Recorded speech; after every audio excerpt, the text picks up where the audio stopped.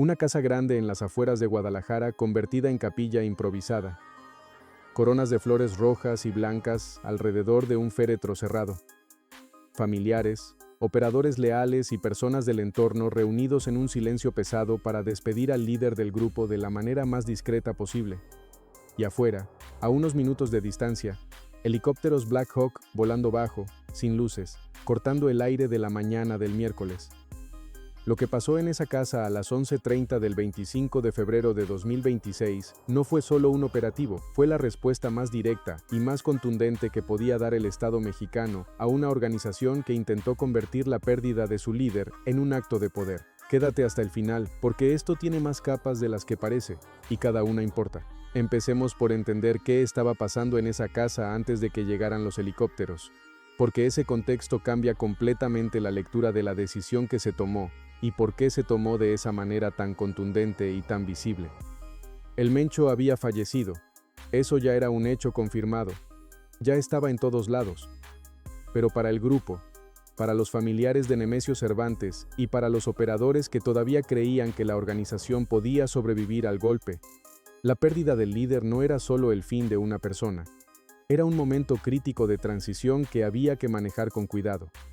Y parte de ese manejo era el funeral. No un funeral público en un cementerio donde cualquiera pudiera intervenir, sino algo más controlado, más privado, más en sus términos. Una residencia privada en las afueras de Guadalajara, habilitada como capilla improvisada, con acceso restringido a personas de confianza, con escoltas equipados en el perímetro y vehículos blindados cubriendo los accesos. Un funeral que desde afuera parecía un evento familiar discreto, pero que por dentro tenía todos los elementos de un acto de reagrupación organizado. Eso es lo que Omar García Harfuch tenía enfrente esa mañana cuando llegó la alerta. No solo un funeral, una reunión de personas clave del grupo en un mismo punto físico, en un momento de vulnerabilidad emocional que al mismo tiempo era un momento de organización táctica, la oportunidad de convertir el duelo en una declaración de continuidad, de mandar el mensaje de que la organización seguía unida, que había sucesor, que el proyecto no terminaba con el Mencho. Harfuch entendió eso en el momento en que recibió la información, y la decisión que tomó fue inmediata y sin margen de duda. No se iba a permitir que ese lugar se convirtiera en el símbolo que el grupo quería que fuera. A las 11:30 en punto, el operativo arrancó. Los helicópteros Black Hawk llegaron volando bajo, sin luces encendidas, minimizando cualquier señal que pudiera dar tiempo de reacción desde adentro. Los drones térmicos, que ya llevaban tiempo sobrevolando la propiedad, habían confirmado todo lo que la inteligencia previa indicaba. Escoltas con recursos en posiciones de vigilancia, vehículos blindados cubriendo los accesos, presencia humana concentrada en el interior de la casa, en el salón principal donde estaba el féretro. Toda esa información se transmitía en tiempo real a la sala de mando, donde se coordinaba cada movimiento con precisión. Los convoyes tácticos cerraron simultáneamente cada camino que llevaba a la propiedad. No quedó ninguna salida sin cubrir. Las tropas de élite de los grupos aeromóviles de Fuerzas Especiales y la Guardia Nacional descendieron en rapel desde los helicópteros en varios puntos al mismo tiempo. Las puertas reforzadas se dieron ante arietes hidráulicos. En los muros laterales se usaron dispositivos técnicos controlados para abrir brechas adicionales. Entraron por todos los flancos de manera simultánea, sin darle al otro lado ningún punto único donde concentrar su defensa. Adentro había resistencia. Hay que decirlo sin rodeos porque ocurrió. Los escoltas que custodiaban esa casa no se retiraron cuando escucharon los primeros sonidos del operativo y los primeros movimientos en el perímetro. Hubo intercambios breves pero intensos en los primeros minutos después del ingreso. Pero la diferencia entre los dos lados era demasiado grande para que durara. En cuestión de minutos, el interior estaba bajo control total. Algunos de los que defendían ese lugar fueron neutralizados ahí mismo, en los pasillos de una casa que horas antes era un espacio de duelo. Otros terminaron retenidos en el piso de mármol, con la cara contra el suelo, esperando lo que viene después de perder una confrontación de esa manera. Y cuando los agentes llegaron al salón principal, donde estaba el féretro rodeado de coronas de flores, lo que siguió no tuvo ningún protocolo de ceremonia ni de consideración sentimental. El féretro fue abierto para una confirmación de identidad final. Huellas dactilares, tatuajes, cicatrices. Todo coincidía con el expediente. fue retirado bajo custodia extrema para el análisis forense correspondiente y la entrega formal a los familiares bajo los términos que establece la ley, pero sin permitir ningún acto de homenaje, ninguna ceremonia, ningún momento que la organización pudiera fotografiar o recordar como una despedida en sus propios términos. Ese detalle importa más de lo que parece. Te lo explico en un momento. Primero terminemos con lo que encontraron adentro de esa casa. Porque lo que había ahí no era solo lo que uno esperaría en un funeral. Si este tipo de análisis te está siendo útil y quieres seguir recibiendo información completa sobre cómo se desarrolla esta historia, te pido que hagas algo muy sencillo antes de que sigamos. Suscríbete al canal un segundo y te aseguras de que cuando saquemos la siguiente parte de esto, te llegue directo sin que tengas que ir a buscarlo. La casa no era solo un espacio de duelo improvisado. Era también, como resultó evidente cuando los agentes empezaron a abrirla cuarto por cuarto, un punto de concentración de recursos que el grupo había reunido en ese lugar específico para ese momento específico, y lo que encontraron confirma que el funeral tenía una función que iba mucho más allá de despedir a un líder fallecido.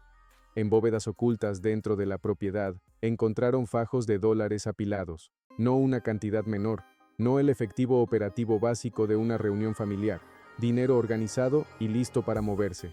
El tipo de efectivo que se lleva a una reunión donde se van a tomar decisiones sobre el futuro de una organización. Junto al efectivo, joyas que por su calidad y su valor no pertenecían a ningún uso cotidiano. Relojes Rolex, Patek Philippe, Audemars Piguet, piezas de arte, objetos de lujo acumulados durante años que en ese contexto no son solo riqueza personal, son activos que se usan para negociar, para mantener lealtades, para financiar transiciones de poder dentro de una organización que acaba de perder a su figura central. Los recursos incautados completaron el cuadro de lo que realmente era esa reunión.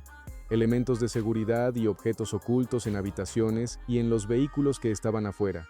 Sustancias en cantidades menores y documentación financiera que es quizás lo más valioso de todo lo que se encontró.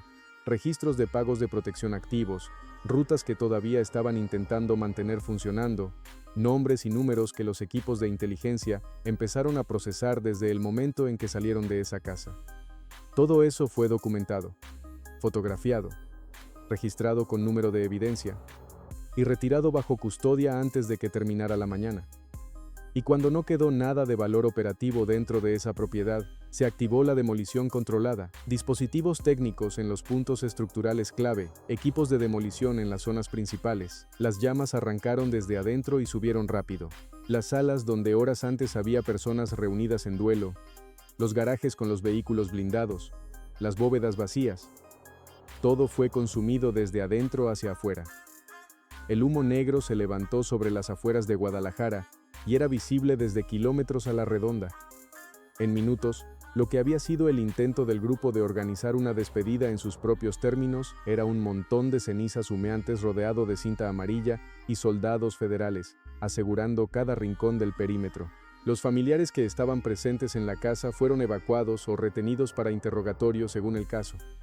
Nadie terminó el funeral. Nadie pudo completar el ritual que habían planeado. El lugar quedó acordonado y el humo flotando sobre lo que quedaba de la estructura. Fue la imagen que circuló esa mañana en lugar de las fotografías que el grupo hubiera querido que circulara. Cuando le preguntaron a Harfuch por qué intervenir en un funeral, por qué demoler la casa en lugar de simplemente retener a los presentes y procesar la escena de manera más contenida, su respuesta fue directa y sin adornos. El Mencho generó intimidación en vida y lo intentó en muerte. No íbamos a permitir que su familia convirtiera un entierro en acto de poder o reagrupación. Esa casa y su legado fueron desmantelados porque el grupo ya no tiene derecho a simbolismo. Su dominio terminó en fuego y silencio. Esa frase resume la lógica detrás de todo lo que pasó esa mañana. Pero vale la pena desmenuzarla porque hay algo muy específico en esa decisión, que no se explica solo con los números del decomiso ni con la lista de retenidos. Volvamos a lo que te decía antes sobre el funeral, y por qué interrumpirlo tenía un peso que va más allá de lo operativo. En la cultura del crimen organizado de alto nivel en México y en otros países, los funerales de los líderes caídos no son eventos privados de duelo familiar, aunque aparenten serlo. Son actos de afirmación colectiva, el momento en que la organización dice en voz alta, aunque sea solo para sus propios miembros, que sigue existiendo, que tiene estructura, que tiene continuidad, que la partida de una persona no es el fin del proyecto. Un funeral que se completa según los planes del grupo manda ese mensaje de manera efectiva hacia adentro de la organización, hacia los operadores que están esperando señales sobre si vale la pena seguir siendo leales o si llegó el momento de buscar otras opciones. Harfuch cortó ese mensaje antes de que pudiera ser enviado. Y no solo lo cortó, lo invirtió completamente. Lo que quedó en lugar de un funeral completado según los planes del grupo fue una casa ardiendo, familiares evacuados o retenidos y humo negro sobre Guadalajara. Esa es la imagen que circuló entre los operadores del grupo que no estaban presentes en esa casa, pero que estaban esperando noticias sobre cómo había salido la despedida de su líder. Y esa imagen manda el mensaje exactamente opuesto al que el funeral hubiera mandado si se hubiera completado. Eso no es un detalle menor en la dinámica de lo que está pasando con el grupo en este momento. Es una pieza calculada en una estrategia que entiende que las organizaciones de ese tamaño no se desmantelan solo recuperando sustancias y reteniendo escoltas. Se desmantelan también atacando los mecanismos que mantienen viva la cohesión interna, la lealtad de los miembros, la narrativa de poder que hace que la gente siga eligiendo ser parte de esa organización, en lugar de buscar una salida. Ahora, hay algo que quiero que pienses conmigo porque me parece que es la pregunta más importante que deja este operativo y que muy pocas personas están haciendo de manera directa. La pregunta no es si Harfuch tomó la decisión correcta en términos tácticos. Eso está bastante claro si ves los resultados concretos de esa mañana. La pregunta es: ¿qué efecto tiene este tipo de operativo sobre las personas que estaban en esa casa y que no eran escoltas ni operadores del grupo? Familiares directos del Mencho que en ese momento estaban ahí para despedir a alguien que para ellos, independientemente de todo lo demás, era un familiar. Personas que de alguna manera quedaron atrapadas entre la organización y la respuesta del Estado en el momento más difícil que puede vivir cualquier familia. No lo digo para cuestionar la decisión operativa, ni para posicionarme del lado del grupo, que quede muy claro. Lo digo porque si queremos entender honestamente lo que está pasando en este proceso, tenemos que ser capaces de ver todas las piezas del tablero, incluyendo las que son incómodas. Y la pieza incómoda de este operativo es que intervenir en un funeral, aunque ese funeral tuviera escoltas equipados en el perímetro y bóvedas de dinero detrás de las paredes, inevitablemente también afecta a personas que no forman parte de ninguna estructura, y eso tiene consecuencias que no aparecen en los comunicados de prensa. Antes de seguir con lo que viene después de este operativo, si estás siguiendo esta historia desde el principio y quieres que te llegue directo todo lo que sigue, suscríbete ahorita. La historia del grupo después de la partida del Mencho está apenas empezando a escribirse y vas a querer estar presente para cada capítulo. Ahora hablemos del impacto real de lo que pasó esa mañana sobre la organización, porque eso es lo que define si este operativo fue solo una victoria táctica de un día, o si tiene consecuencias que van a sentirse durante meses. El grupo en este momento está atravesando el periodo más difícil de su historia como organización. La partida del Mencho no es solo la pérdida de una figura de liderazgo, es la pérdida del eje alrededor del cual se construyó toda la identidad de esa organización durante 15 años. El grupo no existía antes de él de la manera en que lo conocemos. Fue construido sobre su figura, sobre su capacidad de generar lealtad y presión al mismo tiempo, sobre su historia personal y sobre la narrativa de invulnerabilidad que rodeó su nombre durante 12 años de búsqueda internacional sin resultados. Cuando ese eje desaparece, lo que queda es una estructura que tiene recursos, que tiene rutas activas, que tiene mandos medios con suficiente autonomía para seguir operando en el corto plazo, pero que no tiene el elemento que mantenía todo unido de manera coherente. Y en ese contexto, la disputa por el liderazgo no es solo una negociación interna ordenada, es una competencia que puede volverse tensa en cualquier momento, que ya está generando movimientos y alianzas que todavía no son visibles desde afuera, pero que se están produciendo en este momento en lugares que no conocemos. El operativo de esta mañana aceleró ese proceso de desintegración de una manera muy específica, porque no solo interrumpió el funeral, que era el primer momento en que los miembros clave de la organización iban a poder reunirse después de la partida del líder para empezar a definir qué sigue. También se llevó documentación financiera que conecta nombres con rutas y con pagos, que en manos de los equipos de inteligencia se va a convertir en más operativos, más detenciones, más presión sobre una estructura que ya está en su momento de mayor vulnerabilidad. Y hay algo más, que no ha sido dicho suficientemente claro en la cobertura que he visto de este operativo. El hecho de que hubiera bóvedas de dinero y documentación financiera en esa casa durante el funeral confirma algo que la inteligencia federal sospechaba, pero que ahora tiene evidencia concreta. El funeral no era solo un funeral, era también una reunión de trabajo disfrazada de ceremonia de duelo. Las personas que estaban en esa casa no estaban solo despidiendo a su líder, estaban también simultáneamente tratando de organizar lo que viene después, y eso le quita cualquier ambigüedad a la decisión de intervenir. Ahora bien, hay que ser honestos sobre lo que este operativo no resuelve, porque eso también es parte de la historia y me parece importante contártelo completo, en lugar de solo mostrarte la parte que se ve bien. El grupo tiene estructura activa en 22 estados. Sus rutas de distribución siguen funcionando con la inercia de años de construcción.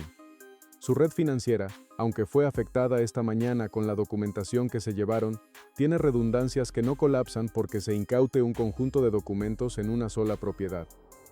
Los mandos medios que llevan años operando con autonomía no van a dejar de operar porque su líder haya fallecido y porque su funeral haya sido interrumpido. Lo que sí va a cambiar, y esto es lo importante, es el ritmo y la dificultad con la que esa estructura puede operar a partir de ahora. Cada operativo como el de esta mañana reduce el espacio físico y simbólico, en el que el grupo puede moverse con la confianza de que tiene zonas controladas donde nadie va a llegar. Cada decomiso de documentación financiera aumenta la presión sobre las personas cuyos nombres aparecen en esos registros, que ahora tienen que decidir si siguen siendo leales a una organización que no puede protegerlos o si buscan otra opción.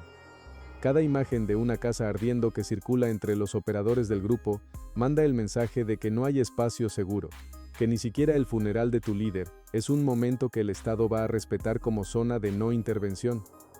Eso genera un tipo de presión que no se mide en el corto plazo, pero que se acumula y que tiene efectos reales sobre la capacidad operativa de la organización con el tiempo.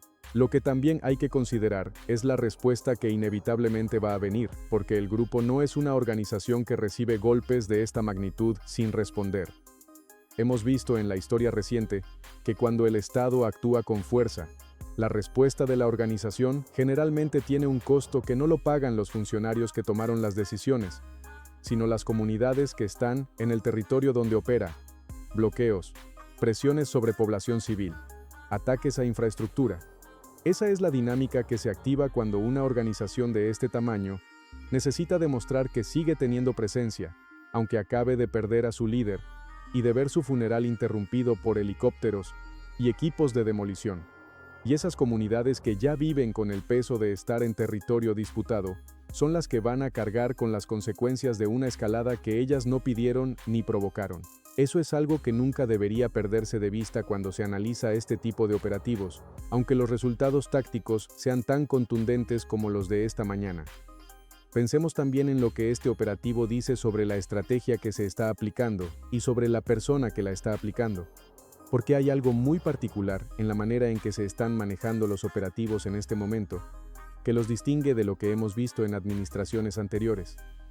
No es solo la contundencia del despliegue ni la velocidad de la respuesta, es la disposición a atacar los símbolos además de la infraestructura, a desmantelar el altar además de recuperar recursos, a intervenir en el funeral, además de retener a los escoltas, a mandar un mensaje que va más allá de lo operativo y que toca directamente la narrativa de poder que rodea al grupo. Eso tiene defensores y tiene críticos, y me parece honesto presentarte ambas posiciones. Los que defienden este enfoque argumentan que es exactamente lo que se necesitaba después de décadas de estrategias que resultaban demasiado contenidas, que los grupos crecieron en parte porque el Estado nunca mostró la disposición de actuar con esa contundencia en los espacios que la organización consideraba seguros, y que mostrar esa disposición ahora cambia el cálculo de riesgo para todos los que están dentro de la organización o considerando entrar.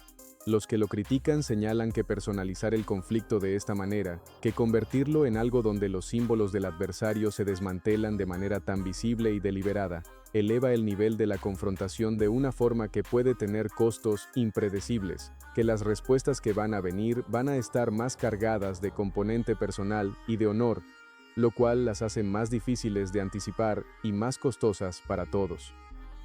Ambas posiciones tienen argumentos válidos. Lo que es difícil de negar es que el enfoque está produciendo resultados concretos en términos de golpes a la estructura del grupo, y que esos resultados son más visibles y más contundentes de lo que habíamos visto en mucho tiempo.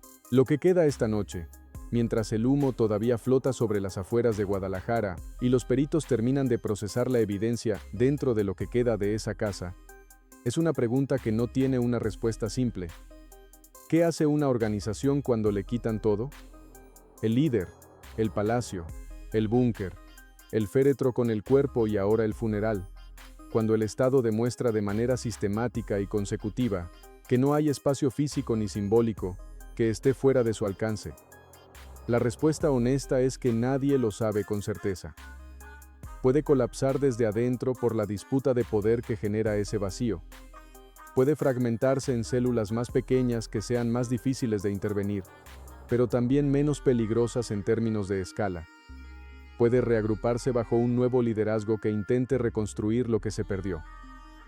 O puede escalar el conflicto hacia afuera como mecanismo de demostrar que todavía existe y que todavía puede causar impacto.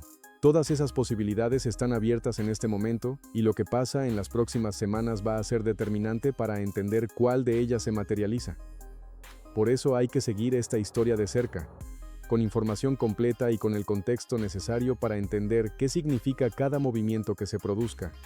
Lo que esta mañana dejó claro es que el Estado mexicano en este momento, y con las personas que están tomando las decisiones, está dispuesto a actuar con una contundencia que no habíamos visto en mucho tiempo, y que esa disposición incluye atacar no solo la infraestructura operativa del grupo, sino también los espacios simbólicos que la organización necesita para mantener su cohesión interna. El funeral interrumpido, el altar desmantelado y la casa en cenizas son la demostración más clara de esa disposición que hemos visto hasta ahora. Si llegaste hasta aquí, ya tienes una imagen mucho más completa de lo que ocurrió esta mañana en las afueras de Guadalajara que la mayoría de las personas que vieron el titular en sus teléfonos y siguieron con su día. Comparte esto con alguien a quien le importa entender qué está pasando de verdad, no solo la versión que cabe en 30 segundos. Y si todavía no estás suscrito, hazlo ahora, porque la historia de lo que viene después de este operativo ya está siendo escrita en tiempo real, y este va a ser el primer lugar donde la vas a encontrar completa, con contexto y sin adornos. Nos vemos en el siguiente.